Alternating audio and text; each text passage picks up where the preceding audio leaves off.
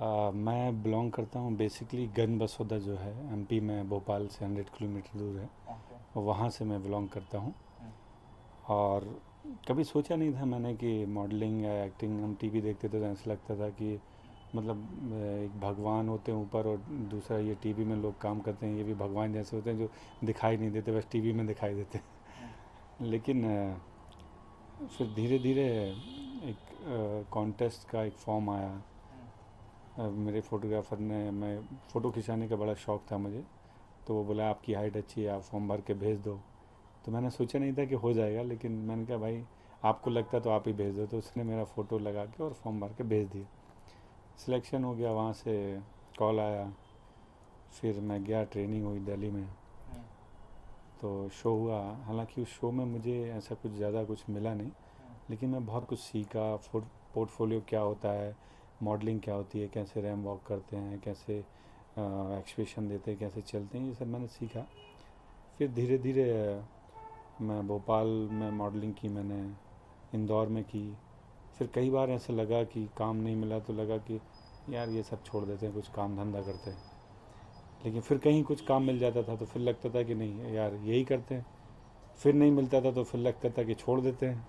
तो ऐसे कई बार लाइफ में ऐसा चलता रहा कि छोड़ें पकड़ें। फिर धीरे धीरे काफ़ी रैम शोज़ मिलने लगे, ऐड मिलने लग गया। फिर होर्डिंग्स, प्रिंट ऐड मिला, होर्डिंग्स लगे, टीवी में ऐड आया, लोकल चैनल पे ऐड आने लगे, तो काफ़ी कॉन्फिडेंस बढ़ा। फिर मुझे लगा कि शायद मैं इसीलिए बना हूँ। तो मैं करता रहा। फिर मुझे भोपाल के 9 रत्न में मेरा नाम आया, 9 लोगों में गिनती होने लगी। हम्म। तो फिर मुझे बहुत अच्छा लगा और मुझे लगा कि अब मुझे यही सब करना चाहिए, और यही शायद डेस्टिनी में है, ऊपर वाले ने इसीलिए बनाया मुझे हम्म। इतना लंबा। और तो फिर मैंने अपने आप को निखारा थोड़ा। बहुत पतला था मैं, एकदम दुबला पतला। फिर मैंने बॉडी बनाई और काफ़ी चीज़ें अपने आप को सिखाया और ग्रूम किया। कुछ सीखा लोगों को देख के, टीवी को देख के, और न्यूज़पेपर पढ़ के, और सारी चीज़ें धीरे धीरे सीखता रहा। फिर बॉम्बे आया। बॉम्बे पहली बार आया तो मुझे लगा कि यार यहाँ तो बहुत, मतलब कहाँ पे क्या होगा क्या नहीं होगा, बहुत बड़ा शहर है। लेकिन मैंने सोचा कि हर आदमी कभी ना कभी तो आया है बॉम्बे या किसी काम की शुरुआत की है। मैंने कहा चलते हैं, क्या होगा, ज़्यादा से ज़्यादा मतलब परेशानी आएगी या निराशा मिलेगी या काम नहीं मिलेगा। लेकिन मुझे लगता है कि काम नहीं मिलना या निराशा या लॉस, इससे बड़ी सीखने की कोई चीज़ नहीं है। राइट। क्योंकि ये जब आती हैं तो आदमी को अच्छे से सिखा के जाती हैं प्रैक्टिकली। अगर मुझे लगता है कि आपको बैठ के नहीं आप सीख सकते, अगर आप कुछ काम करोगे उसमें आपको नुकसान भी होगा तो आप बहुत जल्दी सीख जाएंगे हम्म। कि क्यों नुकसान होता है और फ़ायदा कैसे होगा। हम्म। तो मैं करता गया, नुकसान भी होता गया, फ़ायदा भी होता गया। धीरे धीरे चीज़ें मिलती रहीं। फिर मुझे एक एल्बम मिला, एक गाना मिला, टी सीरीज़ से लॉन्च हुआ था वो, दीवानगियाँ। फिर दूसरा गाना मिला मुझे, दिल जानी आने वाला है। फिर तीसरा मिला, रंग दे आने वाला है। फिर शॉर्ट फिल्म मिली, और उसका टीज़र आ गया है।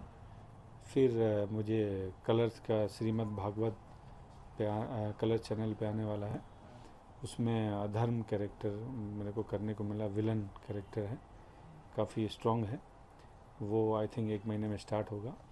फिर मुझे जॉन अब्राहम की एक मूवी मिली जिसमें मेरा नाम रॉकी है। अच्छा। मूवी का नाम है 17 को शादी। वो रिलीज़ होगी, शूट हो गया है। और काफ़ी लोकल ऐड किए मैंने, जिम का किया, करली कुरे ऐसा आता है, कुरकुरे जैसा वो किया। काफ़ी रैम शोज़ किए। काफ़ी शोज़ में मैं जजमेंट के लिए भी गया, चीफ गेस्ट बन के भी गया। तो बड़ा अच्छा लगता है कि मैं पहले लोगों को ऐसा देखता था और मुझे लगता था कि मैं, कोई मुझे मिल जाए तो मैं उससे बात करूं, फ़ोटो खिंचाऊं। अब लोग ऐसा मेरे बारे में सोचते हैं कि मेरे से वो फ़ोटो खिंचाएं या ऑटोग्राफ लें, तो मुझे बड़ा अच्छा लगता है। और मैं करता भी, क्योंकि मैं उस दौर से गुज़रा हूँ राइट।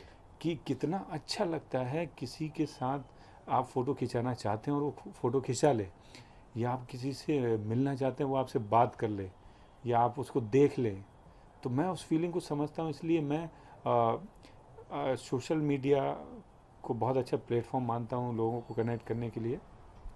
तो मैं अपना दिन में 1-2 घंटे सोशल मीडिया में अपने फैंस, अपने जो चाहने वाले हैं, उनके लिए निकालता हूँ। ढेरों हज़ारों मैसेज मेरे एफबी पे और किसी को नंबर मिल जाता है तो व्हाट्सएप पे और अलग अलग सोशल साइट्स पे रहते हैं। तो मैं बाकायदा उनको जब मुझे टाइम मिलता है निकालता हूँ 1-2 घंटे और रिप्लाई करता हूँ। तो मैं देखता हूँ वो इतने खुश हो जाते हैं, उनको लगता है कि मतलब उनकी ज़िंदगी का वो दिन, आज का दिन बड़ा अच्छा है कि मैंने रिप्लाई कर दिया, वो कर दिया। तो मैं कद्र करता हूँ उन सब की जो मुझे या किसी को भी आप चाहते हैं या प्यार करते हैं या उनको पर्दे पे देखना चाहते हैं या अपना इंस्पिरेशन मानते हैं। मैं बहुत मतलब कद्र करता हूँ लोगों की जो मुझे चाहते हैं। तो ये जानना चाहूँगा कि मॉडलिंग इंडस्ट्री से ताल्लुकात रखते हैं, जैसे फिल्म इंडस्ट्री की बात करें तो फिल्म इंडस्ट्री में भी जो वुमेन एक्सप्लॉयटेशन के बारे में काफ़ी बोला जाता है कि आती हैं प्रोजेक्ट्स का लिए काफ़ी ज़्यादा उनको मतलब स्ट्रगल करना पड़ता है, काफ़ी सारे अनप्रोफेशनल लोग से उनकी मुलाकात होती है। मॉडलिंग इंडस्ट्री के बारे में कहा जाता है कि काफ़ी ज़्यादा मैन एक्सप्लॉयटेशन होता है, लेकिन उसको कभी हाईलाइट नहीं करती, ना मीडिया हाईलाइट करती है, ना कोई मॉडल मेल मॉडल आके ऐसा बोलता है, कमेंट करता है इस बारे में। आप क्या कहेंगे, क्या आपका कैसा अनुभव रहा है इस बारे में? देखिए आई थिंक मुझे लगता है कि ये डिपेंड करता है, मतलब एक्ट्रेस हो या एक्टर हो उसके ऊपर, कि वो अपने ऊपर या अपने टैलेंट के ऊपर कितना भरोसा करता है। क्योंकि देखिए शॉर्टकट आपको बहुत जल्दी पहुंचा देगा लेकिन बहुत जल्दी वापस भी ले आएगा। उसका बहुत अच्छा एग्जांपल आपको देता हूं मैं कि लिफ्ट जितनी जल्दी ऊपर जाती है उतनी जल्दी नीचे भी आती है, और सीढ़ियाँ में जितनी जल्दी जितना टाइम लगता है ऊपर जाने में उतना ही उतर के नीचे आने में लगता है। तो क्या है कि देखिए आज मैं किसी पे भरोसा कर लेता हूँ कि हाँ, आप कोई लड़की आई और उसने बोला कि डायरेक्टर से मिला, डायरेक्टर ने बोला कि मैं तुम्हें हीरोइन बना दूंगा, ये कर दूंगा और तुमको मेरे साथ ये करना पड़ेगा, वो कंप्रोमाइज़ करना पड़ेगा।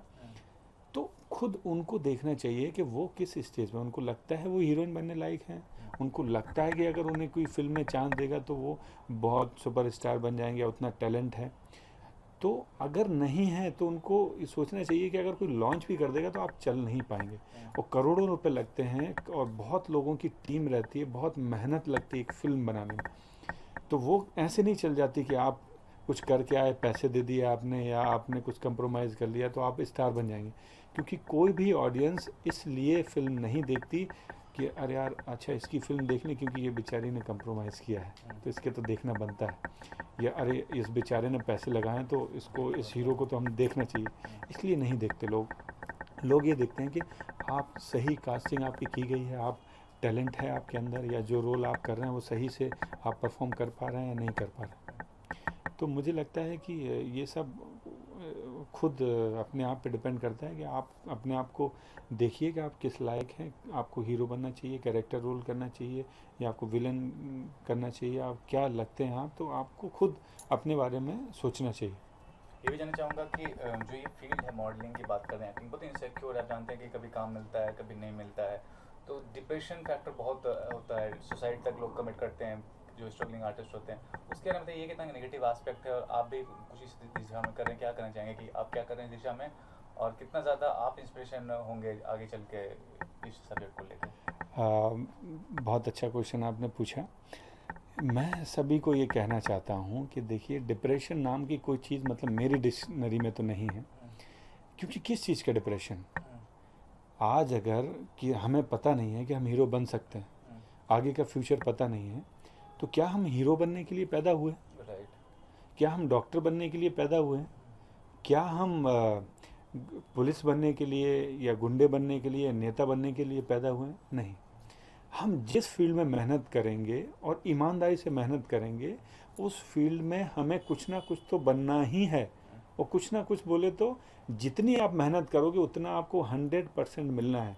क्योंकि इस दुनिया में कोई भी चीज़ जादू से नहीं चल रही है। अगर आज एक छोटा बच्चा, मैं 4-5 बच्चों को खड़ा कर दूं और कोई भी ये नहीं बता सकता कि ये पायलट बनेगा, ये एक्टर बनेगा, ये वो बनेगा। आप उनको वैसी ट्रेनिंग दो, 100% मैं बता सकता हूँ कि आप ट्रेनिंग देंगे तो वो वही बनेगा, राइट। क्योंकि वो सीख जाएगा। अब मैं स्मार्ट लगता हूँ या मैं अच्छा दिखता हूँ तो मैं उठ के किसी ने बोला और मैं आके बोले मैं तो हीरो हूँ, मैं हीरो ही बनूँगा, तो ये वो लोग डिसाइड नहीं करेंगे। ये आप, आपका टैलेंट, आपका हार्डवर्क, आपका पेशेंस, आपकी नॉलेज, आपका टैलेंट डिसाइड करेगा। और वो लोग जो एक्सपर्ट हैं इसके, अभी कोई डायरेक्टर, कोई राइटर, कोई जैसे वो बोले कि नहीं यार आप हीरो मटेरियल हो, आप हीरोइन बन सकते हैं, आप ये कर सकते हैं, तो समझ में आता है कि हम, क्योंकि मुझे समझ नहीं आता कि हम बीमार हैं तो हमें डॉक्टर के पास जाना चाहिए ना कि इंजीनियर के पास। राइट। तब वो बता पाएगा कि हाँ हम, अगर हमारी तबीयत ख़राब है डॉक्टर बताएगा हाँ आपको फीवर है, आपको ये दवा खानी चाहिए। तो अगर हमें किसी फील्ड में जाना है तो हमें एक्सपर्ट्स की एडवाइस लेना चाहिए, उनसे ट्रेनिंग लेना चाहिए, सीखना चाहिए। तो आप इस चीज़ को लेकर ना सजग हैं। दीपिका पादुकोण ने एक एनजीओ खोला है जिसमें कि डिप्रेस पेशेंट के लिए उनको काउंसलिंग की जाती है, बहुत सारा काम किया जाता है।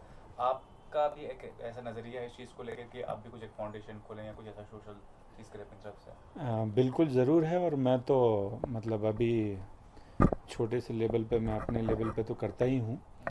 मैं काउंसलिंग भी करता हूँ, मैं लोगों को डिप्रेशन से भी बाहर निकालता हूँ, और आई थिंक मुझे लगता है 5-6 लोगों को अभी तक मैं सुसाइड करने से बचा चुका हूँ। उसमें लड़कियाँ भी हैं, लेडीज़ भी हैं, लड़के भी हैं, जो लोग अपनी लाइफ से, अपनी ज़िंदगी से या करियर से या घर वालों से या बॉयफ्रेंड से या गर्लफ्रेंड से किसी न किसी वजह से डिप्रेस होके और वो सुसाइड करने का सोच रहे थे, कमिट भी, मतलब कई बार उन्होंने कोशिश भी की, या वो सोच रहे थे कि उनकी ज़िंदगी यहाँ ख़त्म हो गई। तब मैंने उन्हें समझाया और सिखाया कि दुनिया और ज़िंदगी इतनी खूबसूरत है, और आगे कितनी खूबसूरत होगी ये आप तब जानोगे जब जियोगे। अब कल की सुबह कितनी अच्छी होगी, कल कितना अच्छा क्या होगा, ये हमें कल सुबह उठने के बाद पता चलेगा, तो हमें कल के लिए जीना पड़ेगा। तो फिर मैंने उनको डायरेक्शन चेंज किया, उनका नज़रिया चेंज किया, उनको सिखाया कि आप पहले तो जियो, और किसी के लिए नहीं तो कम से कम अपने लिए तो जियो। क्योंकि और दूसरा, सुसाइड करने का तो मुझे मतलब बहुत गुस्सा आती है जो लोग डिप्रेशन की बातें करते हैं, जो लोग कहते हैं सुसाइड, क्योंकि और जो लोग प्यार करते हैं, बोलते हैं मैं तुमको इतना प्यार करता हूँ, किसी लड़की को या लड़की को, लड़का लड़की को बोलता है, लड़की लड़के को बोलती है। लेकिन अगर आप बोलते हैं कि मैं बहुत प्यार करता हूँ किसी को, और फिर बोलते हैं कि मैं आपके लिए जान दे दूँगा, तो पहले तो ये जान आपकी है नहीं, ये आपके माँ बाप की दी हुई है। सबसे पहले जिसने आपको जन्म दिया है, अगर आप उससे प्यार नहीं कर सकते तो कैसे दावा कर सकते हैं आपके किसी लड़की को या लड़के को, किसी दोस्त को या वाइफ को, हस्बैंड को प्यार कर सकते हैं आप? क्योंकि उसके लिए तो आप जी नहीं पा रहे हैं जिसने आपको जन्म दिया है। जिसने जन्म नहीं दिया है, अभी 2 महीने पहले मिले हैं या 4 महीने 2 साल पहले में, उसके लिए आप जान दे रहे हैं। तो ये तो सबसे बड़ा झूठ मुझे लगता है।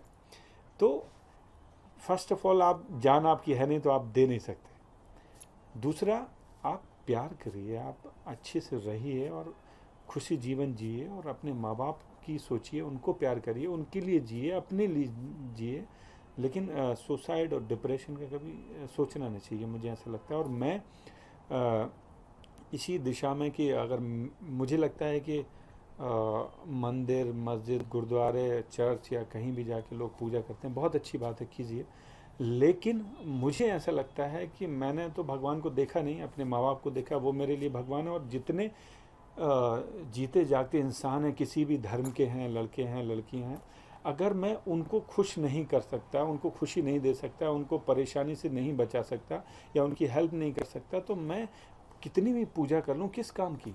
क्योंकि ईश्वर, अल्लाह, गॉड सभी का एक ही है कि सब एक है और उनकी बनाई हुई चीज़ है हम।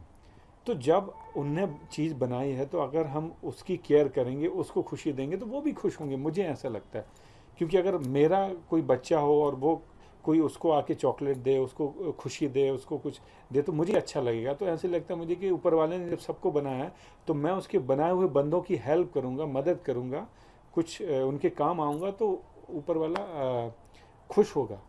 ना कि मैं चढ़ावा चढ़ाऊँगा उनको, या मैं आपका 20 रुपये छीन लाया और 10 रुपये मैंने भगवान को दे दिए, 10 मैंने रख लिए कि ये आपको रिश्वत है आपकी और मेरा ये प्रॉफिट है। मेरी ये थिंकिंग। सर, ये भी जानना चाहूँगा कि आप एक जिम भी रन करते हैं होम टाउन में। आजकल जिम का बहुत ट्रेंड है, जब से सलमान और संजय दत्त वगैरह ने बॉडी बनाने का। आप क्या समझते हैं कितना ये लॉजिकल चीज़ है? क्योंकि देखिए काफ़ी सारे एस्टैब्लिश ऐसे बड़े बड़े सुपरस्टार हैं, शाहरुख जैसा, इन्होंने बिना बॉडी बनाए इतना बड़ा मुकाम हासिल किया है। क्या कहना चाहेंगे इस बारे में? नहीं, देखिए मतलब ऐसा नहीं है कि बगैर बॉडी बनाए आप काम नहीं कर सकते, या इंडस्ट्री में आप हीरो नहीं बन सकते, या आपको काम नहीं मिलेगा। लेकिन मुझे ये लगता है कि जैसे मेरा रूटीन मैं बना के रखा हूँ कि नहाना, खाना, सोना, ये सभी लोग करते हैं। उसमें अगर हम फिटनेस को जोड़ दें, एक्सरसाइज को जोड़ दें, तो नहाना, खाना, सोना और एक्सरसाइज करना, तो आप कभी अनफिट होंगे ही नहीं। प्लस हमें, जैसे हम मोबाइल की केयर करते हैं कि हम उसमें कवर लगाते हैं, उसका स्क्रीन गार्ड लगाते हैं, हम गाड़ी की सर्विसिंग कराते हैं, कवर रख, तो ऐसे हमारी बॉडी की भी हमें केयर करना चाहिए कि हमें क्या खाना है, हमारी बॉडी को कितना विटामिन, मिनरल, प्रोटीन चाहिए, उतना हमें देना है। क्योंकि एक्स्ट्रा हम चीज़ें ख़राब डालेंगे तो हमारी चीज़ें ख़राब होंगी। जब हम देखते हैं पेट्रोल एक्स्ट्रा माइल या ये या वो महंगा वाला डलाएंगे, महंगा वाला शर्ट पहनेंगे, महंगा वाला गॉगल लगाएंगे, तो हम ऐसे ही महंगी, मतलब क्वालिटी वाली फूड हमारी बॉडी को दें और बॉडी बनाएं। बहुत अच्छी बात है, नहीं भी है तो कम से कम फिट रहें। अपनी हाइट, और पहले पता करें कि आपकी हाइट पे आपका कितना वेट होना चाहिए, आपकी बॉडी में कितना फैट परसेंटेज हो जाना चाहिए, तो उस हिसाब से आप कैलकुलेशन करके और रोज़ उसको बर्डन ना लें कि हमें पतला होना है, हमें बॉडी बनानी है। इंजेक्शन दवा ले रहे हैं लोग, साइड इफ़ेक्ट हैं, कई लोगों की किडनी ख़राब हो रही है, तो इतना जल्दी सब बॉडी बनाना चाहते हैं।